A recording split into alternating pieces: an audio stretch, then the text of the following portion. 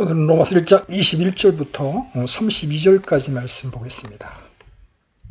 그들이 하나님을 알되 하나님으로 영화롭게 하지도 아니하고 감사하지도 아니하며 오히려 자기들의 상상 속에서 허망해지고 또 그들의 어리석은 마음이 어두워졌나니 그들은 스스로 지혜롭다고 선언하나 어리석은 자가 되어 썩지 아니할 하나님의 영광을 썩을 사람이나 새나 네 발 달린 짐승이나 기어다니는 것들과 같은 형상으로 바꾸었느니라.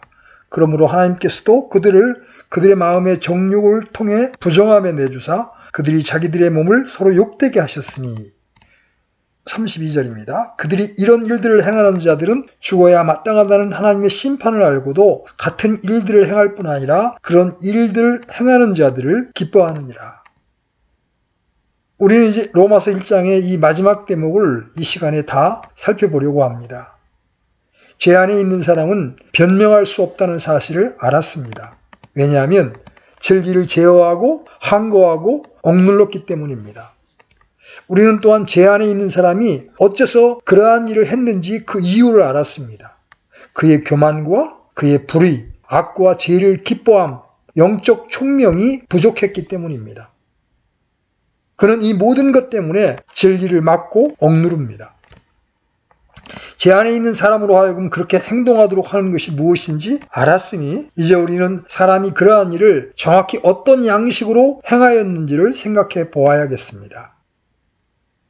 여기서 다시 사도는 여러 가지 답변을 제시합니다. 그 답변들은 명백합니다. 사도는 인류가 하나님께서 계시하신 진리를 억눌렀다고 말한 바 있습니다.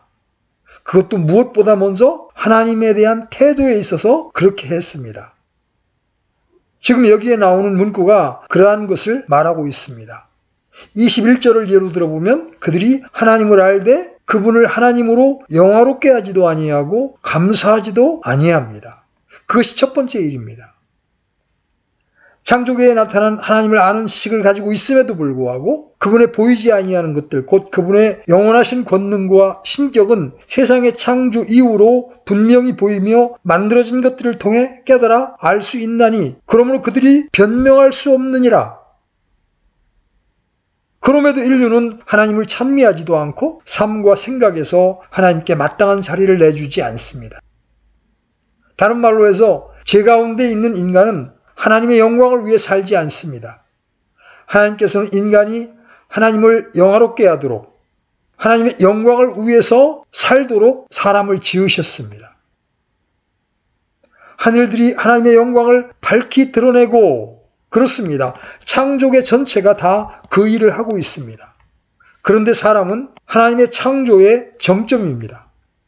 하나님 자신의 형상을 따라 사람을 만드셨습니다.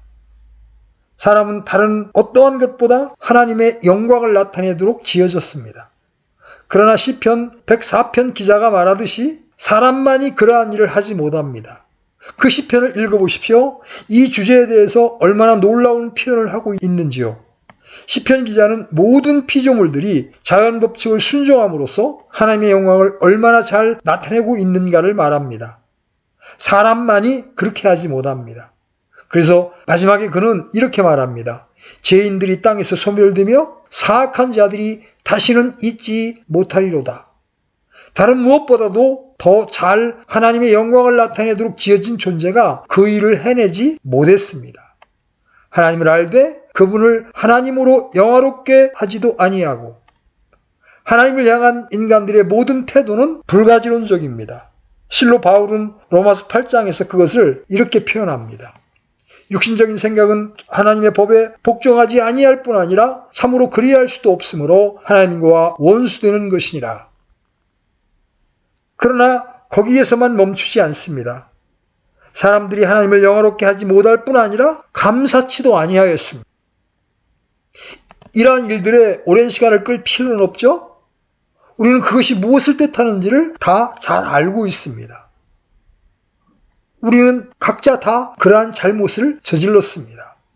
하나님의 긍휼과 선하심과 섭리를 통해서 우리를 대하신 일들을 생각하고 하나님께 감사드려야 하는데도 감사치 못합니다. 우리는 햇빛을 당연한 것으로 생각합니다. 우리가 그것을 얻지 못하면 큰 곤욕을 당하게 됩니다. 비도 당연한 것으로 생각합니다. 이러한 모든 선물들과 복들에 대하여 하나님께 감사치 못하는 일이 얼마나 흔합니까? 그리스도인들인 우리들이 이러한 일에 실패한다면 세상은 얼마나 더 이런 일에 실패하겠습니까? 하나님께서 비를 내리시고 해가 뜨게 하시되 선인과 악인에게 의인과 불의한 자에게 동등하게 그리하십니다. 그러나 인류는 그것을 깨닫지 못합니다. 멈춰서서 하나님께 감사치도 못합니다. 하나님은 모든 선하고 온전한 은혜의 수혜자시며 긍휼의 아버지이십니다. 그러나 그들은 하나님을 전혀 알지 못합니다. 하나님에 대한 그들의 태도가 바로 그러한 것입니다. 이런 방면에서 그들은 하나님에 관해 계시된 진리를 억누릅니다. 그런 다음에 28절에 가장 특이한 진술이 있습니다. 28절은 인류가 이러한 일을 행하는 세 번째 방식이 무엇인지를 보여줍니다. 또한 저희가 마음에 하나님 두기를 싫어하며 하나님께서 저희를 그 상실한 마음대로 내어버려 두사. 자, 우리 이 첫 번째 부분을 살펴봅시다. 또한 저희가 마음에 하나님 두기를 싫어하며, 이 말은 무슨 뜻입니까? 사실상 그 말이 뜻하는 것은 그들이 하나님을 인정치 않았다는 것입니다. 그것이 바로 하나님을 향한 인류의 자세입니다. 그들은 하나님을 생각합니다. 그들은 재판장이 되어서 하나님을 시험해 봅니다. 그렇게 해보고는 우리가 알았던 방식대로 하나님께서 주신 이 충만한 지식에도 불구하고 자기들은 그러한 지식에 관심이 없다는 결정을 내립니다. 더 이상 하나님께 대하여 알아보고 진력할 만한 가치가 없다는 것입니다. 사도 바울이 2000년 전에 이것을 썼으나 오늘날 인류의 모습을 얼마나 완벽하게 그려주고 있습니까? 종교에 대해 토론을 하고 하나님에 대하여 대화를 나누는 것은 얼마나 흥미있는 일입니까? 하나님께서 이러한 일을 하셔야 하나? 아니면 하시지 않아야 하나? 나는 하나님께 대해서 이런 식으로 생각한다. 그런 말을 해가면서 하나님을 시험하고 나서는 거절합니다. 그들이 자기 지식 속에 하나님 두기를 싫어하며 얼마나 섬뜩한 진술입니까? 얼마나 무서운 상태입니까? 그것이 인류의 상태입니다. 그들은 마음에 하나님을 두는 것이 별로 가치 없는 일이라고 생각합니다. 그들은 하나님을 의도적으로 한쪽으로 밀어냅니다. 제 가운데 있는 사람이 여전히 그러한 일을 하고 있습니다. 그러한 사람들이 행하는 네 번째 일은 32절에 언급되어 있습니다. 그들이 이러한 일을 행하는 자들은 죽어야 마땅하다는 하나님의 심판을 알고도 같은 일들을 행할 뿐 아니라 그런 일을 행하는 자들을 기뻐하느니라. 이 말은 그들이 의도적으로 죄에 대한 하나님의 심판을 아는 지식을 무시한다는 뜻입니다. 이 시점에서 그 문제로 시간을 오래 끌 필요는 없습니다. 우리는 이미 앞에서 그 문제를 생각해 본 적이 있었기 때문입니다. 모든 인간 존재 속에는 옳고 그른 것을 판단하는 의식이 있습니다. 양심이 있습니다. 만일 어떤 일을 하면 징벌을 당할 것이다. 또한 징벌을 당하는 것이 마땅하다는 느낌을 가지게 됩니다. 그러한 것을 알매도 불구하고 인간들은 그러한 것을 행할 뿐 아니라 그러한 일을 행하는 사람들을 보고 즐거워하고 그들에 대해서 농을 그러한 일들에 대해서 자랑합니다. 우리는 술집에서 그러한 일을 듣는 경우들이 많이 있습니다. 우리는 이지적인 사람들이 자기들이 술을 얼마나 많이 마실 수 있는지 또 얼마나 많은 음행을 했는지를 실제로 자랑하고 있음을 들을 수 있습니다. 그와 같은 류의 일들도 역시 자랑합니다. 그러한 일을 행하는 자들을 기뻐하느니라. 그들은 자기 스스로를 짐승들로 만들 뿐 아니라 다른 사람들에게 그러한 일을 얘기하는 것을 좋아합니다. 그것이 바로 그런 사람들의 입장입니다. 그들은 그것을 의도적으로 행합니다. 그들이 알고 있음에도 불구하고 결국 그러한 방식으로 나아갑니다. 바울은 바로 그것을 말하고 있습니다. 그들은 하나님에 대하여 가지고 있는 이 온전한 지식을 한쪽으로 밀어붙일 뿐 아니라 그러한 것을 원치 않는다고 마음을 정해버립니다. 그리고는 자기의 신을 따르며 숭배하겠다고 결심을 합니다. 바울이 28절에서 한 말이 그것입니다. 또한 그들이 자기 지식 속에 하나님 두기를 싫어하며, 여기 지식이라고 번역된 말은 사실은 온전한 지식입니다. 여러분 알다시피 어떤 의미에서 그들은 하나님에 대한 관념 자체를 없애버리기는 원치 않습니다. 그러나 동시에 그들은 그러한 하나님은 원치 않습니다. 자신을 계시하는 하나님은 싫어합니다. 그래서 그들은 자기 나름의 신을 만들어 섬깁니다. 사도 바울이 여기서 그러한 일을 행하는 사람들의 모습을 말해주고 있습니다. 썩지 아니할 하나님의 영광을 썩을 사람이나 새나 네 발 달린 짐승이나 기어다니는 것들과 같은 형상으로 바꾸었느니라. 그들은 하나님의 진리를 거짓으로 바꾸고 창조자보다 창조물을 더 경배하고 섬겼느니라. 그분은 영원히 찬송받으실 분이시로다. 아멘. 그들이 썩지 않는 하나님의 영광을 바꾸고 거절합니다. 물론 썩지 않는이라는 말은 하나님 안에는 부패의 요소가 하나도 없다는 것을 뜻합니다. 그것은 영원부터 영원까지 계신 하나님의 영적 성품을 언급합니다. 실로 그것은 모든 풍성과 충만함을 가지고 계신 하나님의 영광스러운 속성들을 가리킵니다. 불멸하시는 하나님을 그들은 옆으로 제쳐놓습니다. 그들은 영광스러운 하나님을 거절합니다. 바로 그들이 그러면 어떤 일을 합니까? 여러분은 이방인들이 섬기는 신상의 사진들을 보았을 겁니다. 바울이 여기서 말하는 바와 같이 그것들 중 어떤 것들은 사람과 같이 생겼습니다. 썩지 아니할 하나님의 영광을 썩을 사람이나 새나 네 발 달린 짐승이나 기어다니는 것들과 같은 형상으로 바꾸었느니라. 바울이 자주 지적했듯이 이 모든 형상, 인간의 모양과 형체를 닮은 신상들이 얼마나 무시무시한지 주목하셨습니까? 그것도 점잖아 보이는 인간 존재 모습이 아닙니다. 비열하고 미련하고 가공스러운 어떤 것이 그러한 신상들에 새겨져 있습니다. 이러한 신상들을 살펴보면 제가 뜻하는 바가 무엇인지 알 것입니다. 그 가운데는 사람의 모양을 따라서 만든 것도 있는데 그냥 거기에서만 멈추지 않았습니다. 새의 모양을 따라 만든 것도 있고 어떤 것은 네 발 가진 짐승을 따라 만든, 즉 양이나 소 모양을 한 신상들도 있습니다. 그들은 이러한 것들을 신으로 세워놓습니다. 우리는 구약에서 황금 송아지를 보죠? 그들은 그와 매우 방불한 일을 계속 행하고 있습니다. 심지어 뱀이나 지네 같은 기는 동물들의 형상도 만들어 놓고 있습니다. 이 모든 것들을 신으로 바꾸어 이러한 모양들을 따라서 상을 만듭니다. 그런 다음에 그들은 섬기기 시작합니다. 그것이 바로 하나님을 배척하는 절차의 일부입니다. 그러나 25절에서 바울은 그것을 약간 다른 형태로 표현하고 있습니다.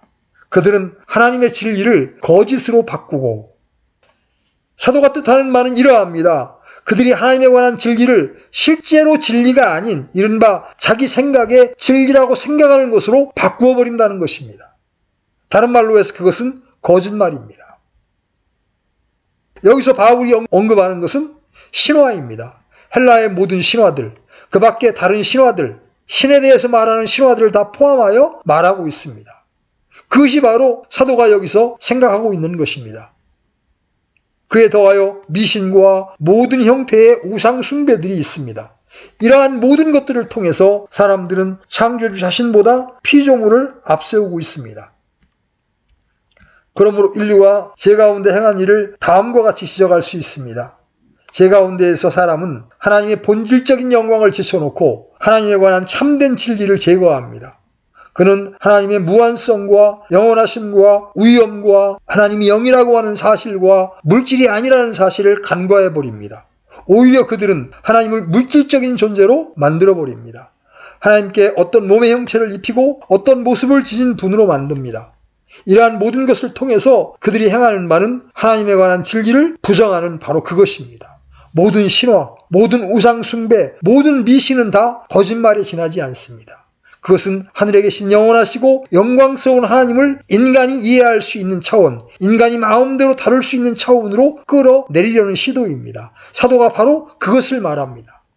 하나님께서 자신을 계시하신 것을 받아들이고 인정하지 않고 대신 하나님에 관한 자기 나름의 생각들을 구체화시킵니다.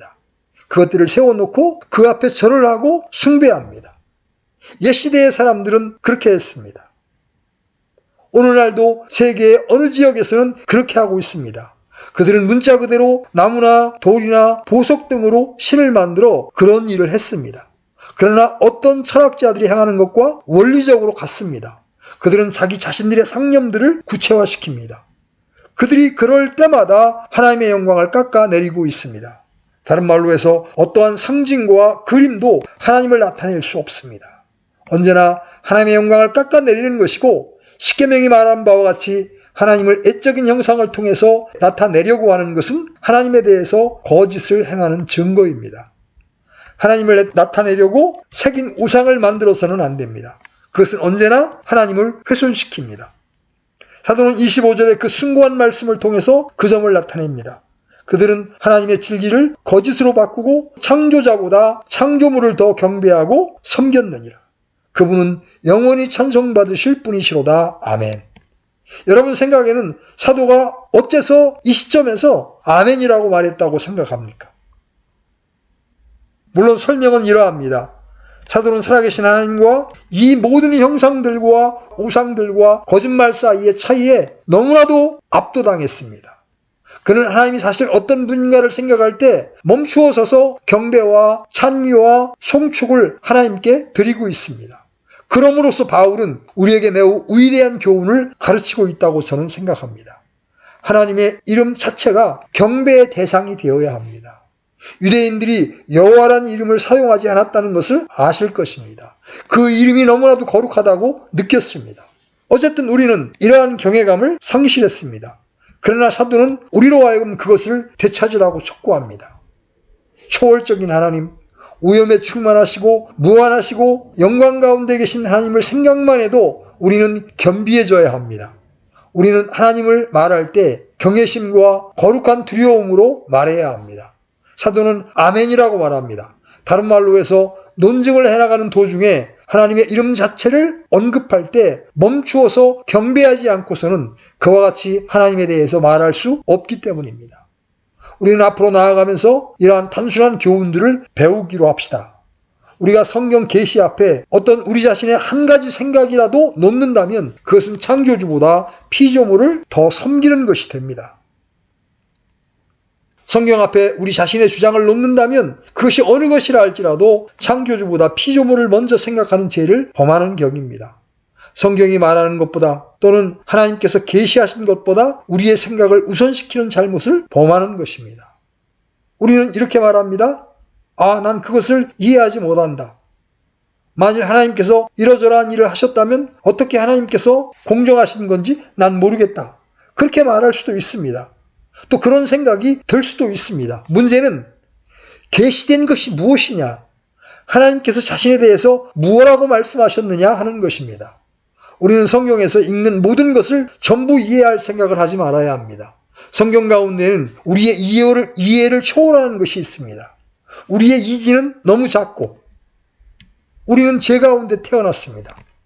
우리는 어린아이들처럼 성경으로 나아가야지 그 모든 것을 다 이해하려고 해서는 안 됩니다. 우리는 그것을 경배하고 찬미하고 받아들여야 합니다. 만일 성경보다 우리의 생각이나 어려움이나 어떤 느낌을 앞세운다면 우리는 이미 부분적으로 창조주보다 피조물을 더 숭배하는 무섭고 심각한 죄를 지은 셈이 됩니다. 그러므로 우리는 하나님의 말씀에 접근할 때 경외심과 겸손함으로 접근하도록 합시다. 우리는 그것을 읽을 때마다 성령의 조명을 구하도록 합시다. 우리는 우리 자신의 선입견을 따르거나 어떤 것을 다른 것으로 생각해버리는 잘못을 범하지 맙시다. 열려진 마음을 가지고 나아갑시다. 무엇보다 우리가 그분에 대해서 생각할 때 그분이 누구며 그분이 어떤 분인가를 기억합시다. 우리는 때로 그 점을 잊지 않습니까? 아마 어떤 일은 잘못 행한 일도 있었을 것입니다. 시편 73편에 나오는 사람과 같은 때가 없었습니까? 그 사람은 악인이 매우 번성할 때 어려운 때를 맞고 있었습니다. 그는 스스로 이렇게 생각하기 시작했습니다. 어째서 하나님께서 여러분 다음에 그런 생각이 여러분의 가슴 속에서 떠오르거든 멈추어 서서 썩지 아니할 하나님, 영광스러운 존재요 거룩과 무한과 위엄을 갖추신 영광스러운 그 하나님에 관해서 말하고 생각하고 있다는 사실을 기억하도록 합시다. 우리는 입을 가리우고 하나님께서 당신의 목적을 우리에게 밝히시기까지 기다리는 것으로 만족합시다. 생각 없이 영원히 찬송받으실 분이신 창조주 하나님에 대하여 말하는 것은 얼마나 위험한지요. 잠깐 멈추어 서십시오. 무가치한 방식으로 하나님께 대하여 말하는 잘못을 범한다는 것은 정말 위험한 것입니다. 이것으로 인류가 진리를 어떻게 짓눌렀는가를 알았습니다. 이제 우리는 다음 문제를 숙고해 보도록 하겠습니다. 곧 그렇게 한 결과가 어떠한 것인지를 알아보자는 것입니다. 그 모든 것은 어떤 결과를 가져왔습니까? 저는 여러분을 위해서 사도의 교훈을 요약해 드리겠습니다. 그가 말하는 첫 번째 요점은 이 진리를 억압한 결과로 사람들이 어리석게 되었다는 것입니다. 22절 보십시오. 그들은 스스로 지혜롭다고 선언하나 어리석은 자가 되어. 죄 가운데 있는 사람들에 대해 할 말은 오직 하나뿐입니다. 그들은 어리석다는 것입니다. 어리석은 자가 마음속으로 이르기를 하나님은 없다 하였도다. 그런 식으로 말하는 사람은 어리석은 사람에 불과합니다. 우리는 어떻게 그것을 압니까?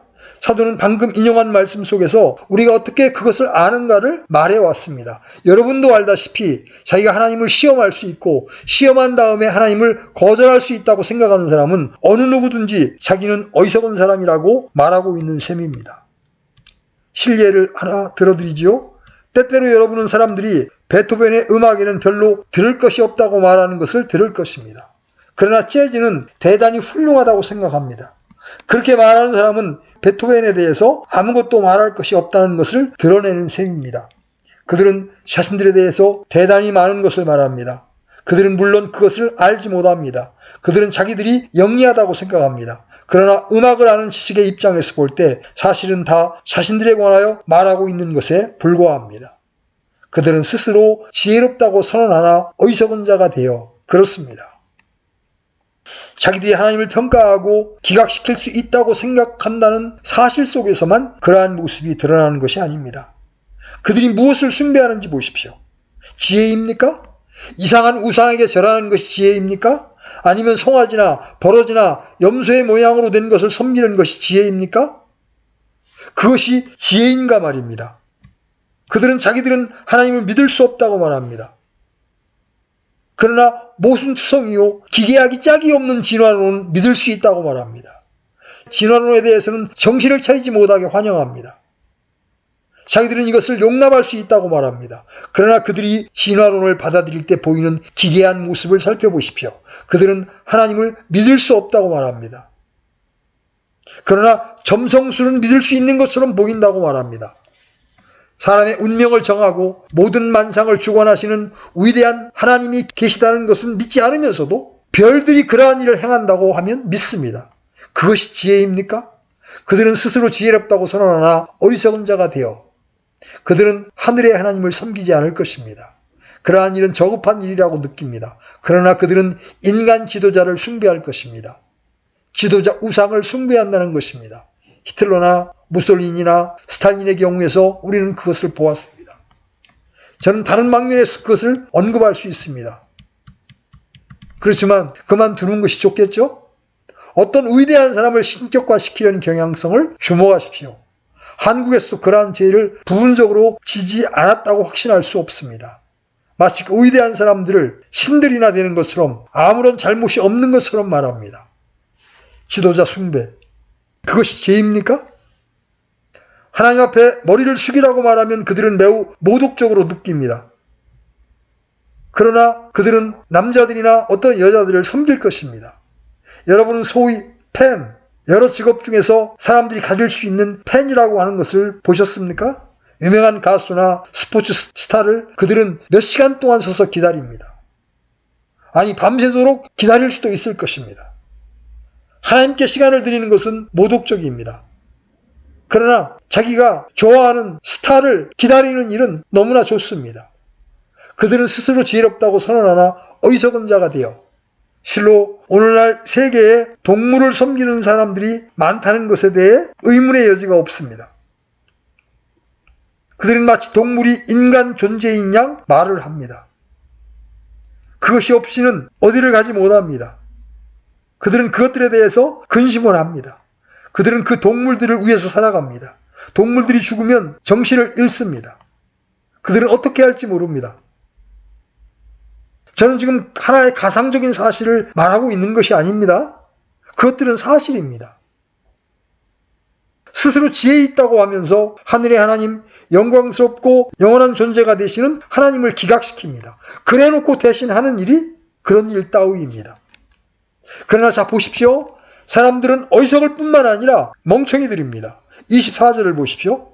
그러므로 하나님께서도 그들 마음의 정욕을 통해 부정함에 내주사 그들이 자기들의 몸을 서로 욕되게 하셨으니 죄의 어리석음과 모든 죄의 부정함, 불결함을 보십시오. 하나님께서 우리에게 주신 몸을 수치스럽게 하는 그들의 방식 말이죠. 그런 다음에 26절에서는 이러한 말씀이 나옵니다. 이런 까닭에 하나님께서 그들을 수치스러운 애정에 내주셨으니 이는 심지어 그들의 여자들도 본래대로 쓸 것을 본성에 어긋나는 것으로 바꾸었기 때문이라. 남자들도 이와 같이 본래대로 여자 쓰기를 버리고 서로를 향해 욕정이 불일 듯하여 남자가 남자와 더불어 보기 흉한 짓을 행함으로 자기 잘못에 합당한 보응을 자기 속에 받았느니라. 또한 그들이 자기 지식 속에 하나님 두기를 싫어하며 하나님께서도 그들을 버림받은 생각에 내주사 합당하지 못한 그 일들을 행하게 하셨으니 이러한 것들에 대해서는 상세히 알아볼 필요도 없습니다. 정말 불행하게도 그러한 것들에 대해서 우리가 알아야 하는 것보다 더 많은 것을 알고 있습니다. 우리의 현대 세계가 그러한 것들로 가득 차 있습니다. 비열한 정욕, 가공스러운 부패. 그러나 사람들은 그렇게 해놓고도 뻔뻔스럽습니다. 그러한 일에 아주 신기한 것이 있다고 말하려고 애를 쓰고 있습니다. 아름다운 점이 있다고조차 말하려고 합니다. 이것은 제가 아니다라고 그들은 말합니다. 오늘날 이러한 패역한 짓을 변호합니다. 합당하지 못한 일들, 28절에서 일컬어지는 대로 그러한 합당치 못한 일들을 오늘날 선전하고 있습니다. 그 합당치 못하다는 말은 본성에 위배되는 일이요 사람의 육신적인 존재 법칙을 어기는 것이라는 뜻입니다. 정말 부당한 일입니다. 그들은 어리석을 뿐만 아니라 바보들입니다. 우리는 그 점에 대해서 분명해야 합니다. 사도가 사용하는 그 분명한 언어를 사용하도록 합시다. 오늘날 삶이 어리석게 되었습니다. 다른 말을 사용할 것이 없습니다. 실로 사도는 그것이 부패하고 포악하고 사악하게 되었다고 계속 말합니다. 자, 29절에서 32절까지의 내용도 한꺼번에 말씀드리겠습니다. 그들은 곧 모든 불의와 음행과 사악함과 탐욕과 악의로 가득하며 시기와 살인과 논쟁과 속임수와 적개심으로 가득하고 수근수근하는 자요 뒤에서 헐뜯는 자요 하나님을 미워하는 자요 업신여기는 자요 교만한 자요 자랑하는 자요 악한 일들을 꾸미는 자요 부모에게 불순종하는 자요 지각이 없는 자요 언약을 어기는 자요 본성에 애정이 없는 자요 화해하기 어려운 자요 긍휼이 없는 자라. 그들이 이런 일을 행하는 자들은 죽어야 마땅하다는 하나님의 심판을 알고도 같은 일들을 행할 뿐 아니라 그러한 일들을 행하는 자들을 기뻐하느니라. 정말 비열하고 포악하고 사악하다고 말씀드리지 않을 수 없습니다. 그러나 여러분도 알다시피 그들이 생각한 대로 자기들의 관념을 높이 축혀 세움으로써 하나님을 기각한 결과가 그것입니다.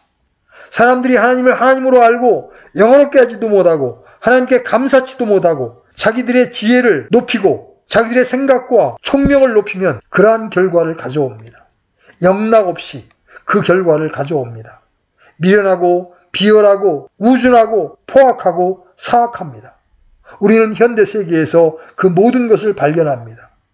그것이 홍수 사건을 통해서 일어났든지 2000년 전 바울 시대에 있었던 일이든지 아니면 지금 일어나고 있는 일이든지 견주어 보면 아무런 차이가 없습니다. 언제나 똑같습니다. 같은 일들이 계속해서 반복되고 보편적으로 나타납니다.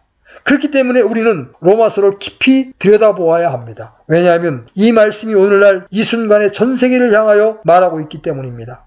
우리는 이러한 일들을 대면하고 있습니다. 우리는 다른 사람들을 인도하여 그것들을 알도록 해야 합니다. 왜냐하면 사도는 최종적으로 여기서 현재의 상황을 보시는 하나님의 관점에 대해서 말하고 있기 때문입니다. 또한 그 모든 것에 대하여 임하는 하나님의 심판에 대해서 말하고 있기 때문입니다. 여러분은 그러한 일이 진행되는 여러 단계와 계단들을 봅니다. 사람들의 교만, 악함, 영적 어두움 때문에 그러한 일들을 행하는 것입니다. 그것은 결국 다 이러한 결과를 가져옵니다. 하나님께서 그 모든 것에 대해서 무엇이라고 말씀하십니까?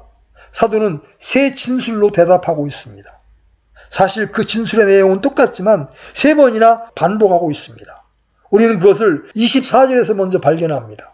그러므로 하나님께서도 그들의 마음의 정욕을 통해 부정함에 내주사 그들이 자기들의 몸을 서로 욕되게 하셨으니, 28절에서는 또한 그들이 자기 지식 속에 하나님 두기를 싫어하며 하나님께서도 그들을 버림받은 생각에 내주사 합당치 못한 그 일들을 행하게 하셨으니, 그들을 버림받은 생각에 내주사.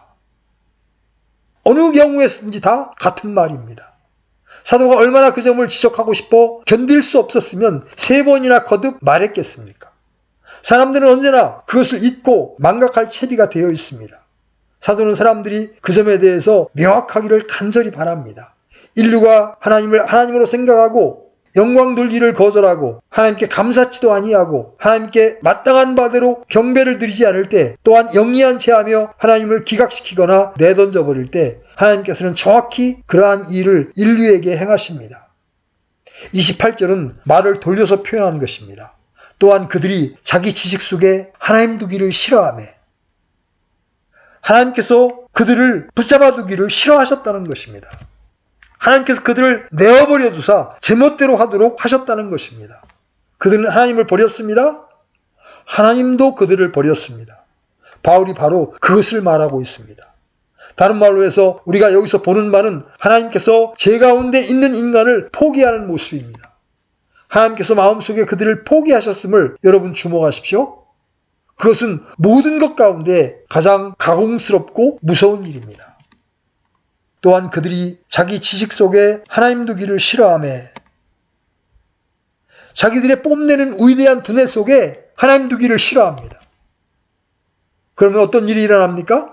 하나님께서도 그들을 버림받은 생각에 내주사, 계속 어리석은 짓을 행하는 미련한 마음으로 내어버려 두사 계속 악순환을 거듭하도록 했다는 것입니다. 근데 그것은 진리를 이해하는 능력을 상실하고야 맙니다. 하나님께서는 그렇게 하도록 그것을 내버려 두셨습니다. 그러니 세상에 있는 인간의 비극은 저급한 행실뿐 아니라 그 생각에 있어서도 차원이 낮아졌다는 데 있습니다. 그는 곧게 생각할 수 없습니다. 그렇기 때문에 그는 비열한 일들을 정당화시키려고 노력하고 생리학과 심리학 등의 차원에서 그러한 일들을 설명하려고 애씁니다. 동성애, 그것은 죄가 아니야. 그것은 의학적인 문제이거나 성적 취향일 뿐이야. 이렇게 말하려고 노력합니다. 이것은 상실한 마음입니다. 인간의 마음이 상실하면 인간의 소망은 없습니다. 호소할 데가 더 이상 없어집니다. 그러나 하나님께서 행하신 두 번째 일을 사도는 또 말하고 있습니다. 27절에 있습니다. 남자들도 이와 같이 본래대로 여자 쓰기를 버리고 서로를 향해 욕정이 불릴 듯하여 남자가 남자와 더불어 보기 흉한 짓을 행함으로 자기 잘못에 합당한 보응을 자기 속에 받았느니라. 여기 자기 잘못에 합당한 보응을 자기 속에 받았다는 말을 주목하십시오. 사도가 말하고 있는 말은 이러합니다. 하나님께서 인간의 악한 태도 때문에 사람을 버리시는데 그 결과는 이 구절에 묘사된 것과 같은 방식으로 행동하게 된다는 것입니다. 그들은 자기 잘못에 합당한 보응을 자기 속에 받습니다. 다른 말로 해서 이 세상에서 도덕성을 유지하시는 분은 하나님이십니다. 어리석은 교만에 빠진 인간은 하나님 없이도 도덕성을 유지할 수 있다고 생각합니다. 지난 200년 동안 그러한 주장을 대단히 강조해 왔습니다. 그러나 어떤 일이 일어났습니까? 언제나 그런 식의 일이 일어납니다. 사람은 도덕성을 보존할 수 없습니다. 사람이 그렇게 하려고 노력할 때 그 결과로 얻는 것은 이러한 악행들입니다. 오늘날 세계에서 우리가 그것을 목격하고 있습니다. 하나님만이 도덕성을 보존하실 수 있습니다. 하나님께서 물러나시면 어떠한 일이 일어나는지 여러분은 아실 것입니다. 그렇게 되면 사람은 비열함과 쓸모없음과 어리석음 속으로 빠져들어갑니다. 사도 바울은 그들은 바로 그러한 것을 받을 수밖에 없다고 말합니다. 그러한 존재에 대해서 합당한 보상이 그런 식으로 주어집니다. 하나님께서 제어하시는 은혜를 철회하시면 죄의 결과로 인간 속에 있는 모든 비열함과 어리석음이 고삐가 풀려 제멋대로 굽니다. 그렇게 되어서 방종하게 되고 세상은 산 지옥과 같이 되어버립니다. 이와 같이 저는 마지막으로 다음과 같이 논평하겠습니다. 오늘날 세상의 형편은 하나님의 진노가 불의 안에서 진리를 붙잡아두는 사람들의 모든 경건치 아니한 것과 불의를 대적하여 하늘로부터 계시되었다는 것에 대한 가능한 최대의 증거입니다. 이해할 수 없는 도덕적인 난제, 믿기지 아니하는 도덕적인 시궁창, 갈수록 증가하는 모든 더러움과 추악과 미련함으로 가득 찬 오늘날의 세상이야말로 사도가 여기서 말하는 것을 절대적으로 증거하고 있습니다. 오늘날의 세상의 형편은 죄를 대적하시는 하나님의 진노입니다. 여러분은 그것을 다르게는 절대로 설명할 수 없습니다. 그 외에 다른 입장에서 설명해 볼 수 없습니다. 우리는 교육과 문화와 도덕적인 강론들이 사람을 도덕적으로 만들 것이라는 교훈을 세상에서 배워왔습니다. 그러나 결국 그런 것들이 사람을 도덕적이 되게 하지 못합니다. 그럴 수 없습니다. 절대로 못합니다. 이것은 죄에 대한 하나님의 진노의 일부입니다. 그래서 현대 세계 자체가 다른 모든 교리보다 더 미워하는 교리인 하나님의 진노의 교리가 정말 사실임을 증거하고 있습니다. 하나님의 진노가 이러한 방식으로 나타나고 하나님께서 제어하시는 은혜를 철수하시고 사람을 제멋대로 내어버려 두실 때 결과는 여러분이 오늘날 세계에서 보는 양상으로 모습을 띠게 마련입니다. 하나님께서 그들을 내어버려 두셨습니다. 그들은 제멋대로 굴 것이고 그들 속에 있는 모든 것을 나타내어 모든 비열함과 어리석음을 드러낼 것입니다. 이러한 모든 것에 비추어 볼 때 로마서 1장 16절과 17절의 말씀으로 인하여 하나님께 감사합니다. 내가 그리스도의 복음을 부끄러워하지 아니하노니 이는 그 복음이 믿는 모든 자를 구원에 이르게 하는 하나님의 권능이기 때문이라. 먼저는 유대인에게요 또한 그리스인에게로다. 복음에는 하나님의 의가 믿음에서 믿음까지 계시되어 있나니 이것은 기록된 바 의인은 믿음으로 살리라 함과 같으니라. 우리 각자를 이러한 상태와 그러한 지옥 구덩이에서 구해낼 다른 어떤 것이 있을 수 있습니까? 오직 복음뿐입니다. 하나님께서 우리의 눈을 열어서 그것을 보게 해 주신 것을 감사합니다. 그러나 피할 수 없는 당연한 추론이 생각납니다. 아직도 그러한 상태 속에 머물러 있는 사람들은 어떻게 되는 것입니까? 우리의 구원과 우리의 지식과 우리의 입장을 즐거워하면서 계속 자족하고만 있을 수 있습니까? 그리스도 밖에 있는 모든 인류가 바로 이 대목 속에 표현됩니다. 그들이 다 똑같이 어리석은 것은 아닙니다. 그러나 그들이 하나님을 하나님으로 알고 영원롭게 하지 못합니다. 하나님께 감사하지 못합니다. 가장 비열한 사람들뿐만 아니라 가장 훌륭한 사람들도 말입니다. 그들은 모두 다 정죄 아래 있습니다. 우리가 이러한 것들을 믿는다면 우리는 마땅히 그들을 긍휼히 여기는 마음을 가져야 할 것입니다. 그들의 섬뜩하고 무서운 상태를 바라볼 때 말이죠. 또한 그들을 기다리고 있는 것이 무엇인지를 볼 때 말입니다. 그러나 그뿐만이 아니라 우리는 복음 안에서 하나님의 이 능력을 나타내달라고 하나님께 기도드려야 합니다. 너무 늦어지기 전에 사람들의 눈을 열어주시는 성령의 능력을 위해서 기도해야 합니다. 만일 진실로 우리가 이 가르침을 믿는다면 이 로마서 연구를 마치게 되면서 더 이상 아니라고 유유자적한 삶을 살고 싶지 않게 될 것입니다. 우리 주위에 상실된 상태에 있는 수백만의 영혼들의 모습을 보고 큰 부담을 느껴야 합니다. 우리는 그들에 대해서 어떠한 일도 할 수 없습니다. 그들에게 말해주고 따져보았자 아무 소용이 없습니다. 바울은 사람의 지혜에 전하는 말로 설교하지 않았습니다. 성령과 권능의 나타남으로 설교했습니다. 다른 어떤 것도 그들의 상태를 바꿀 수 없습니다. 그러나 성령께서는 하실 수 있고 하시고 하실 것입니다. 그러므로 하나님께서 부흥시키는 능력으로 우리에게 찾아오시기를 간절히 구하십시다. 그리고 복음을 전할 특권을 받은 모든 그리스도인들마다 이러한 일에 눈을 떠서 그리스도 밖에 있는 사람들에게 구원을 주시는 하나님의 능력, 예수 그리스도 안에 있는 믿음으로 말미암은 하나님의 의, 곧 가장 미련한 자라도 깨끗게 할 수 있는 그 의와 그리스도의 피, 그들이 옷 입을 수 있는 완전한 그리스도의 의와 순종에 대해서 그리스도 밖에 있는 사람에게 나가서 말해줄 수 있도록 해 주십사 하고 간절히 구해야 합니다.